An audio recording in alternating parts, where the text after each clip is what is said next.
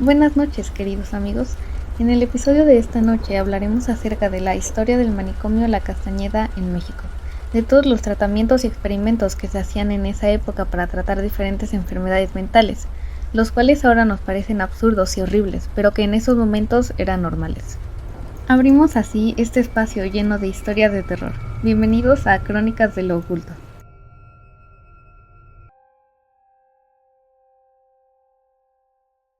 Pero bueno, sin más, pasemos a la historia de este lugar. Este lugar estuvo en pie desde 1910 hasta 1968, pero su planeación empezó desde el Porfiriato, una época durante la cual Porfirio Díaz gobernó más de 30 años, lo cual para muchos fue una época buena ya que se modernizó mucho el país, se construyeron kilómetros de vías férreas y donde hubo una muy buena administración tanto política como económica. Pero también, debido a las muchas reelecciones de Porfirio, terminó siendo una dictadura, donde, a pesar de favorecer a la sociedad poderosa y con dinero, las clases bajas salieron muy perjudicadas, llenas de explotación, desigualdad y represión. De esto, y en su afán de modernizar el país, Porfirio impulsó proyectos como la UNAM, el Banco Nacional y también aprobó la construcción del hospital psiquiátrico más ambicioso de la época, La Castañeda, nuestro tema del día de hoy. Este hospital psiquiátrico surgió de la necesidad de crear un manicomio diferente a los demás, donde no se encerrara a la gente hasta morir, sino que se usaran tratamientos seguros y que de verdad ayudaran a los pacientes, con especialistas tanto nacionales como de diversas partes del mundo, inspirado en modelos europeos, o al menos esa era la intención. Pero antes que nada, aclaremos la diferencia entre un hospital psiquiátrico, un manicomio y un sanatorio. El hospital psiquiátrico, que era lo que originalmente se pretendía con La Castañeda, es un lugar al que se enviaba a las personas con problemas de salud mental de forma temporal, con el objetivo de que reciban tratamiento, se recuperen y puedan reintegrarse a la sociedad para continuar con su vida. El manicomio, en cambio, es un lugar de encierro permanente. Ahí se enviaba a personas cuando las familias ya no sabían qué hacer con ellas. Era prácticamente una sentencia de abandono, donde se esperaba que otros los cuidaran, hasta que murieran. Y por otro lado están los sanatorios, que son espacios donde se internaba a personas con enfermedades físicas o mentales de larga duración, pero con la intención de que se curaran o al menos mejoraran con el tiempo. El hijo de Porfirio Díaz fue quien dirigió la construcción y administración de este lugar, y así se construyeron 24 edificios sobre 144,000 metros cuadrados, los cuales formaban parte de una ex hacienda que estaba en venta, de la cual, curiosamente, el dueño se apellidaba Castañeda, y de ahí viene el nombre del manicomio.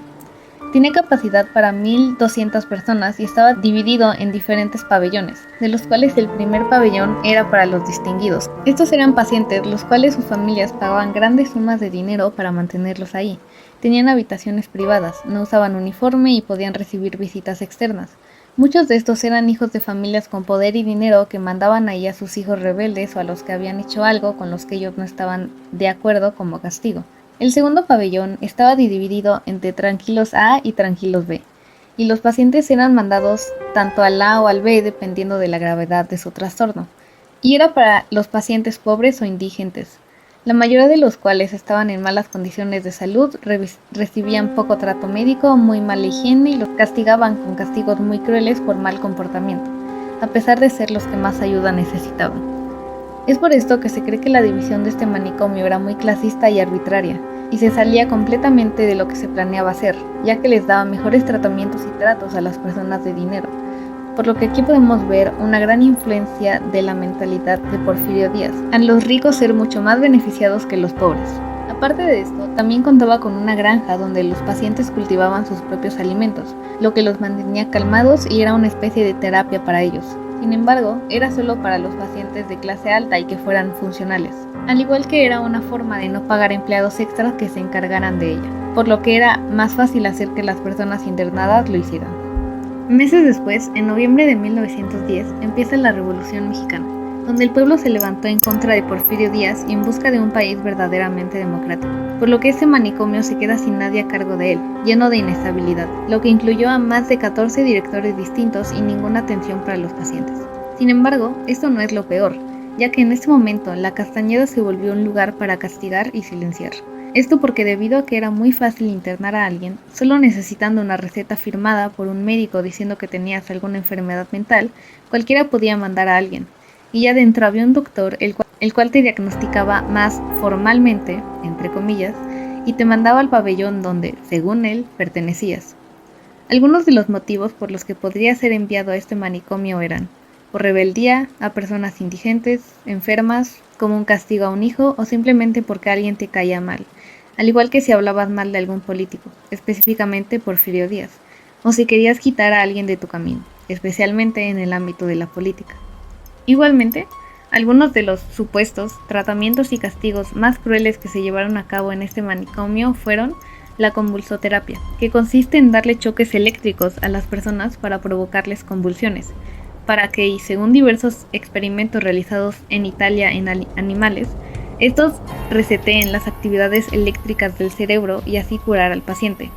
Sin embargo, y ahora que sabemos que en el cerebro hay actividad eléctrica y que al convulsionar se crea un efecto similar al que creían en esa época, vemos que esto no tiene ningún sentido, por lo que se sabe que estos tratamientos dejaban varias secuelas graves, como por ejemplo, problemas de memoria y diversos problemas cognitivos.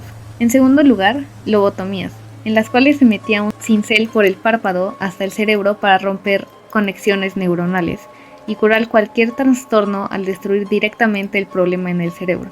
Sin embargo, y al igual que las anteriores, estas no tenían ningún sentido y, en lugar de ayudar, te empeoraban más, dejando afectados el juicio, la personalidad y la memoria. De estas existía otra versión, donde se hacía un agujero en el cráneo, pero era mucho más fácil y barato hacerlo por el ojo. A pesar de que esta práctica suene absurda, en Reino Unido se realizaron de 20 a 25.000 lobotomías desde 1960, de las cuales la mayoría fueron realizadas sin ningún tipo de anestesia.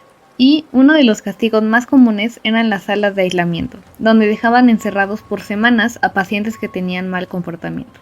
Llegó un momento en el que el lugar estaba saturado, ya que solo había espacio para 1.200 personas, pero llegaron a tener más de 3.500.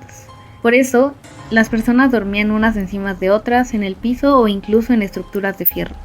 Y peor, el 45% de las personas que estaban ahí no tenían un diagnóstico. Este lugar sobrevivió gracias a donativos de políticos y familias que pagaban por encerrar a quien querían silenciar. Finalmente, en 1968, y debido a que el gobierno ya no sabía qué hacer con este lugar ni con las personas que estaban en este, deciden derribarlo y distribuir a los pacientes en diferentes hospitales psiquiátricos. Sin embargo, no se sabe si realmente fueron mandados a nuevas instituciones o si solo las abandonaron o desaparecieron, para no dejar rastros de lo ocurrido ahí. Hasta el día de hoy, hay páginas oficiales del gobierno mexicano donde se ha emitido disculpas por los abusos cometidos ahí. En conclusión, podemos decir que, de cierta manera, entendemos el porqué de todos estos hechos, ya que debido a la época había muy poca información acerca de la salud mental y de cómo tratar muchos de los trastornos mentales, ya que incluso hoy en día aún no tenemos suficiente información de este tema ni las herramientas completamente adecuadas para solucionarlo.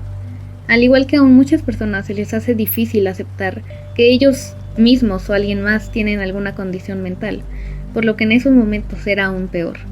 Sin embargo, esto no justifica todos los hechos y tratamientos crueles que ocurrieron aquí, ya que a pesar de no tener la suficiente información, no se le debería dar a ningún ser humano un trato de este tipo solo por tener una condición mental diferente a la de los demás.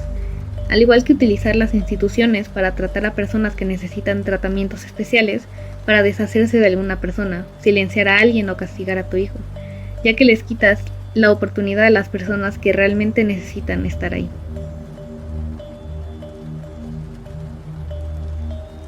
Pero bueno, espero que les haya gustado el episodio de esta semana y que hayan aprendido algo nuevo de la historia de México.